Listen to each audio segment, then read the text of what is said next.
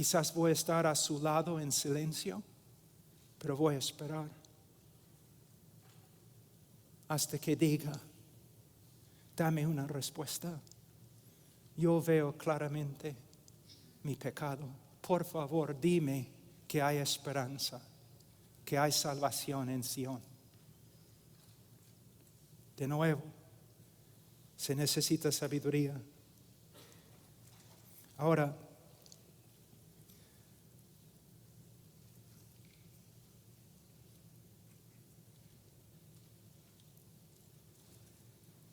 el tiempo ya vuela.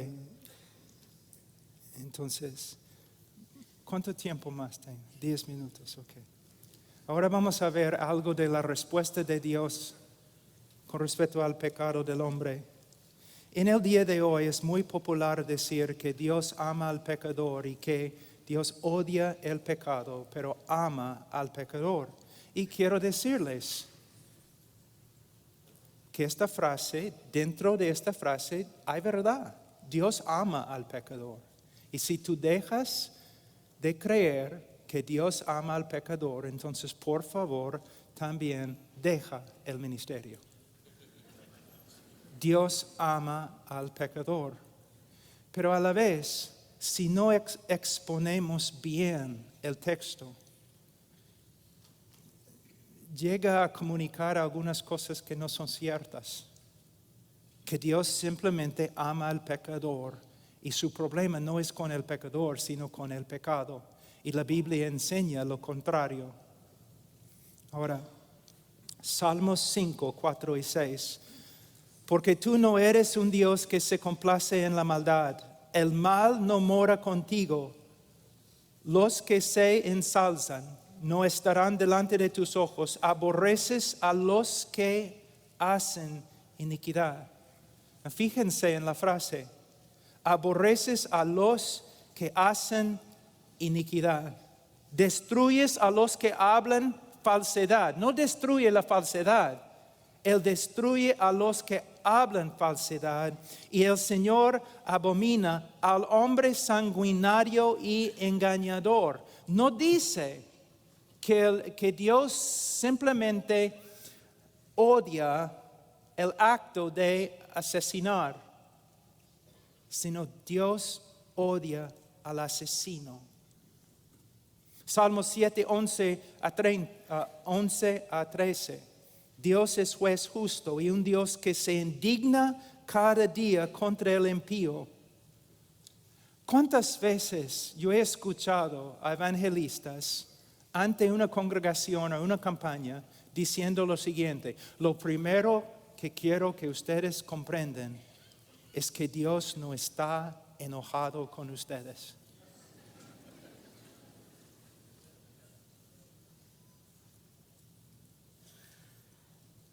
Yo entiendo lo que el evangelista quiere lograr y a veces su propósito es noble, pero él está diciendo algo que no es cierto. De hecho, la Biblia enseña lo contrario. Dice 12, y si el impío no se arrepiente, él afilará su espada. Tensado y preparado está su arco. Ha preparado también sus armas de muerte. Hace de sus flechas saetas ardientes. En hebreo, si tú quieres enfatizar algo, tú repites. Aquí él viene con frase tras frase para explicar que Dios no solamente está enojado con el pecador, pero Dios va a actuar conforme a su enojo. Es lo que se llama en las escrituras venganza. Ahora, cuando yo leo textos así en una congregación normal, una congregación evangélica, cuando yo enfatizo el odio de Dios no solamente contra el pecado, sino también contra el pecador, mayormente las personas responden así. Primeramente, pero Dios es amor. Dios es amor y por eso no puede odiar. Mi respuesta, Dios es amor, por eso tiene que odiar. Pero pastor, ¿cómo puede ser? Bueno, el amor nunca es neutral, no puede ser neutral. Si yo amo a los judíos, ¿puedo ser neutral con respecto al holocausto judío? No. Si amo a los afroamericanos, ¿puedo ser neutral con respecto a la esclavitud?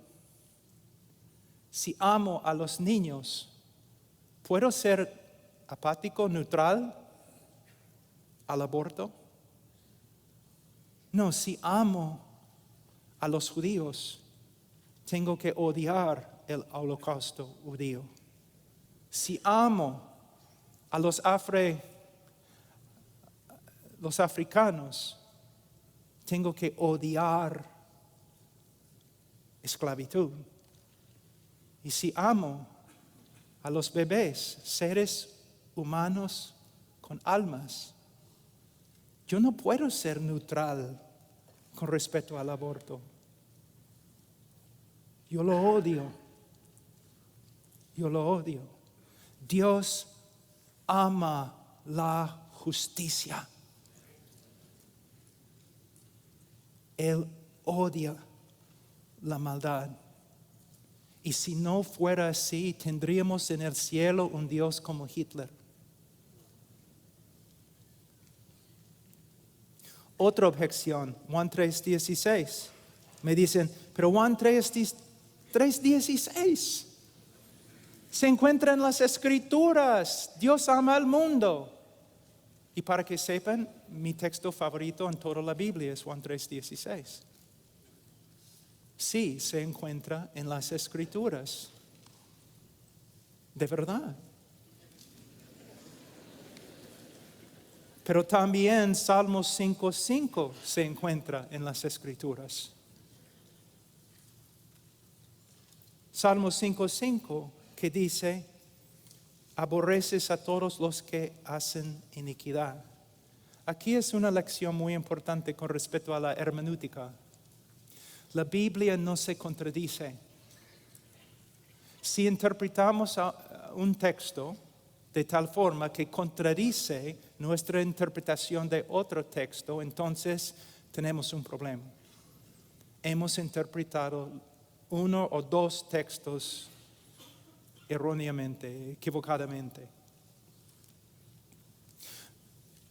Como los atributos de Dios existen en perfecta armonía, la palabra de Dios, que es una expresión, una revelación del carácter de Dios, las verdades de la palabra de Dios también tienen que existir en perfecta armonía. Entonces, si vamos a ser cristianos bíblicos, tenemos que afirmar que Dios ama al pecador.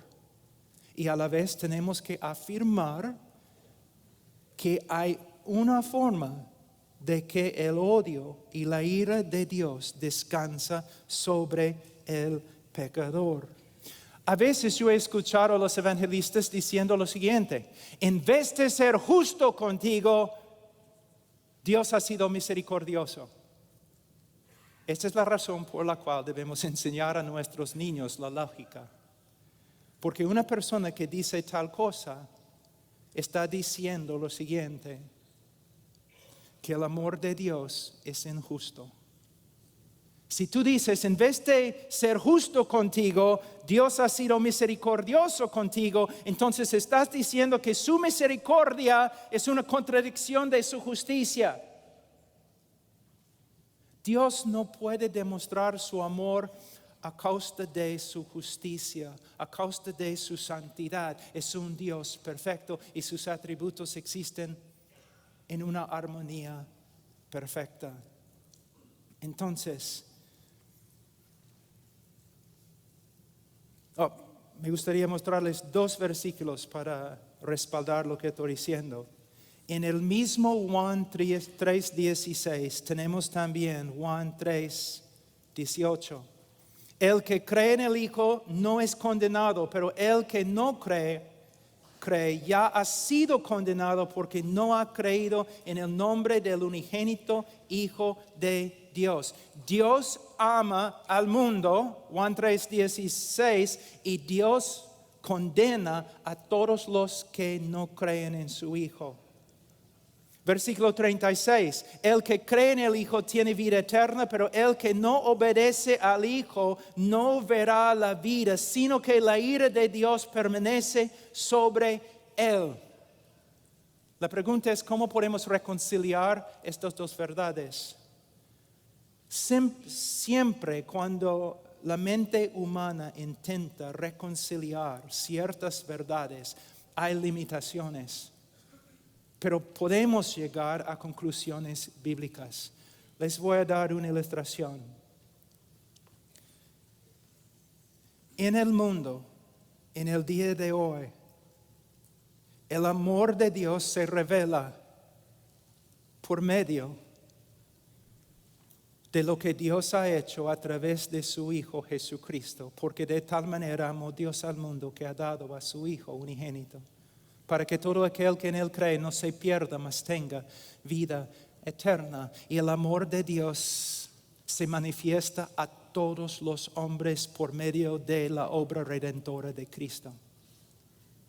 Pero lo que necesitamos ver es lo siguiente. Imagínense, el amor de Dios, o la naturaleza de Dios, es de tal calidad.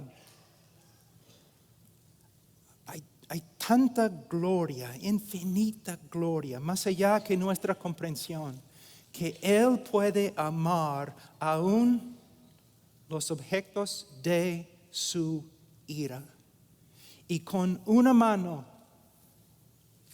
hoy día, a través de la historia, con una mano, Dios está restringiendo su ira.